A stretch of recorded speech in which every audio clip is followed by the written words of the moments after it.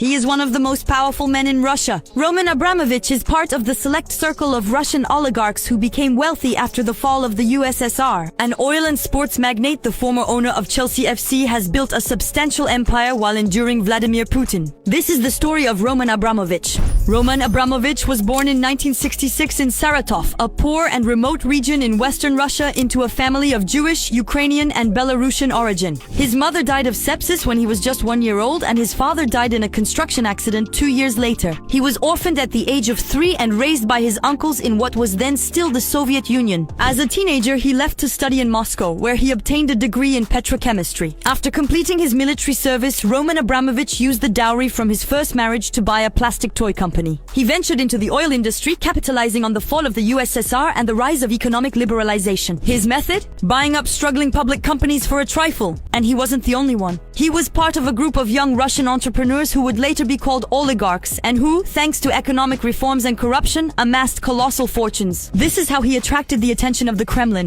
In 1995, in exchange for financing the state budget, he acquired Sibneft at auction, a company created by then Russian President Boris Yeltsin. Destined to become an oil giant, he sold the company 10 years later for $13 billion, 50 times its initial price. Roman Abramovich then became the Kremlin's right-hand man. He moved there in 1996 at the request of President Yeltsin's family. He then managed to get into Vladimir Putin's good graces when he came to power in 2000, which was quite a feat considering that most of the other oligarchs of the time ended up in prison, in exile, or in a coffin. Abramovich understood that to survive Putin, one must submit to the Kremlin. 2 watchwords: obedience and discretion. For 25 years, the billionaire has never criticized the president or even given a single interview.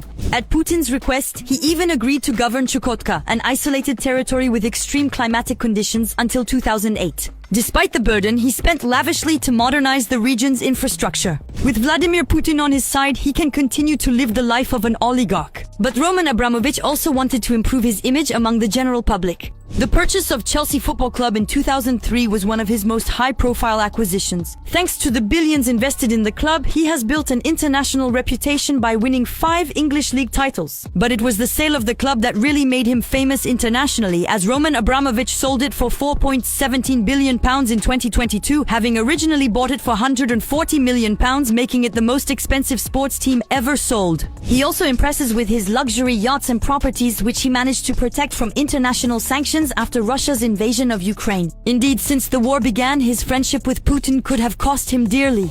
But Roman Abramovich is a resourceful man, as he simply became a mediator between Ukraine and Russia and played a decisive role in the exchange of prisoners between the two countries. His fortune is now estimated at just over $9 billion, down from $14.5 billion before the war in Ukraine. In essence, Abramovich is a self-made man. Starting from nothing, he rose to the highest echelons of Russian power, not without corruption, but with a perfect understanding of the challenges facing the oligarchy.